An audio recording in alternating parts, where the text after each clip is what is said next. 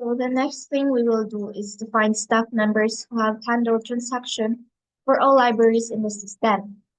Or we will simply select the staff ID from staff table. Then i-concatenate nato ang ang first name o ang last name sa staff. Concat is that first name and single quote para um, nice space. Then S that last name. Alias staff name. From sa mga table staff S. Then i-join din nato ang tables, ang staff details and ang transaction. So inner join staff details SB on S that staff ID equals to SD dot staff ID.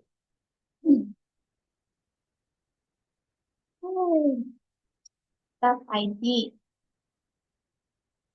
And then next, ang i-nurture na to is the transaction.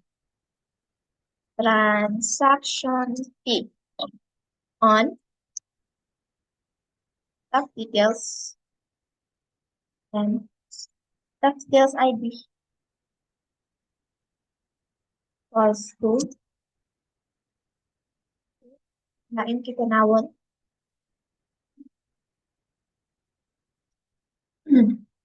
D dot staff details ID. And we will group the data by staff ID so that the calculations, like counts, are performed for each staff member individually. And group by S that staff ID. Then i-count by nato having count. So having count this thing dili magbalik-balik. D that library ID is supposed to select count. Select count from library table. Let's see if mo work siya. It works, but walay magawas na result because walay staff nga magi may transaction sa tanan library. We will adjust na pod the table. What we're gonna do is to adjust the table. So, ato as sa library,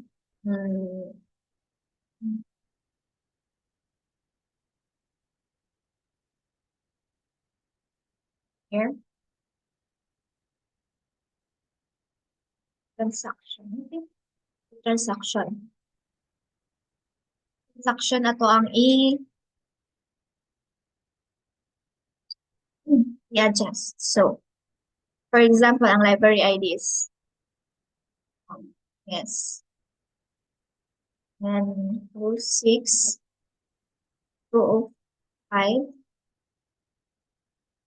and 203, 203,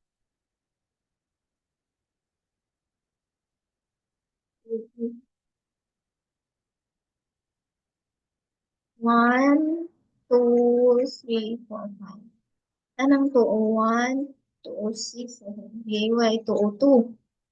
Okay.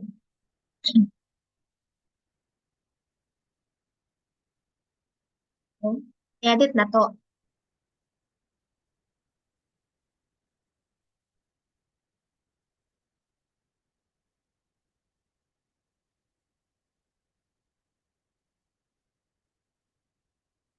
So, ang staff details ID, itong no, 301 lang na to. Or 302. 302,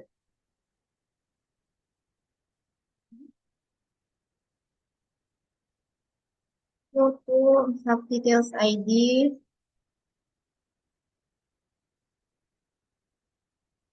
para parehas.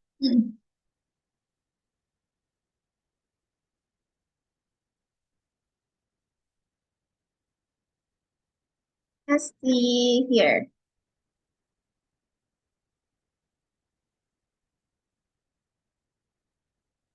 you'll see the unit. Work na ba ang atong code? There. Sa loading, reload, and then we will see if na ay gawas.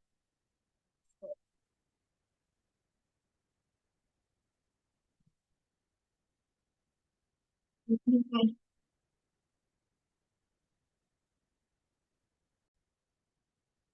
So here na ay ni gawas. Kani. Gawas na siya. And then after that, we will create a procedure na code para dali na nato I mean, view ato ang create view para madali na nato access. Tama to create yun. Staff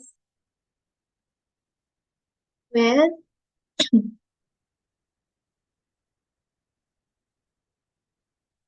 all transaction.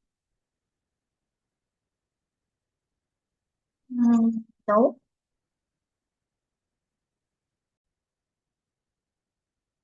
Staff handling na handling all libraries. Pinasag for create procedures later.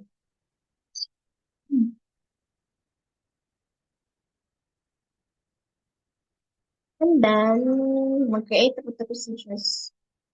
Kaya makita na ninyo ang view. Okay? Case that code that was from earlier, and then delimiter, create procedure, name then sa procedure, get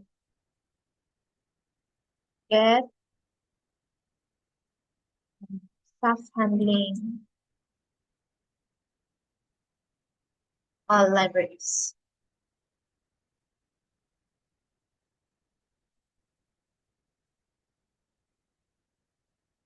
Then begin. Of course, hindi mawala ang end and delimiter. Okay. I think it's all done.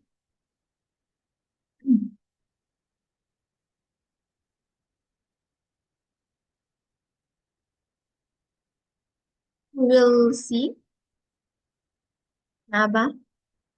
Here, execute na to. Na mo gawas na result. Here, siya.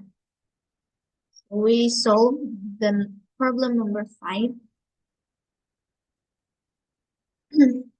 Thank you.